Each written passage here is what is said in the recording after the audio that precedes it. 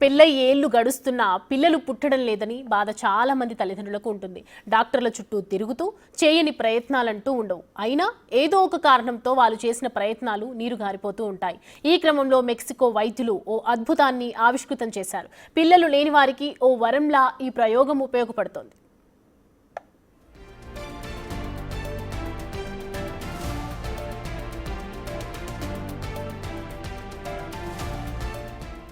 మెక్సికోలోని వాదులహరా నగరంలో artificial intelligence సాయంతో మానవ ప్రమేయం లేకుండా 40 ఏళ్ల మహిళ పన్నంటి బిడ్డకు జన్మనిచ్చింది.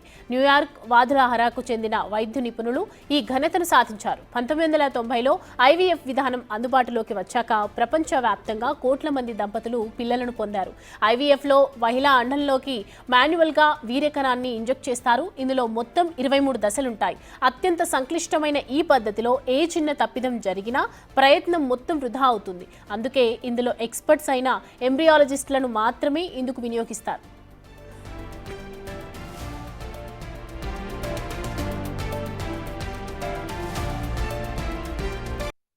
అలా కాకుండా ఆటోమేటెడ్ ఐవీఎఫ్ సిస్టమ్ను ఉపయోగించారు. దీనికి ద్వారా ఐసీఎస్ఐ ప్రక్రియలోని 23 దశలు మానవ సాయం లేకుండానే చకచకా పూర్తి కావటం విశేషం.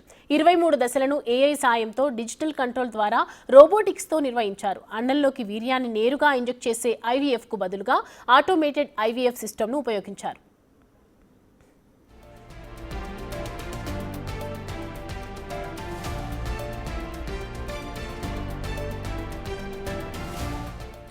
ఈ ప్రక్రియలో నాణ్యమైన వీర్యకణాన్ని ఏఐ సాయంతో ఎంపిక చేస్తారు. లేజర్ సాయంతో దాన్ని కదలకుండా చేసి రిమోట్ డిజిటల్ కంట్రోల్ ద్వారా అండంలోకి చొప్పిస్తారు.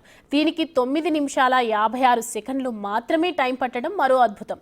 ఏఐ ద్వారా వైద్య రంగంలో విప్లవాత్మక మార్పులు రాబోతుంది అనటానికి ఈ ప్రయోగం ఓ నిదర్శనం. ఇదే తొలి అడుగని వైద్య నిపుణులు భావిస్తున్నారు.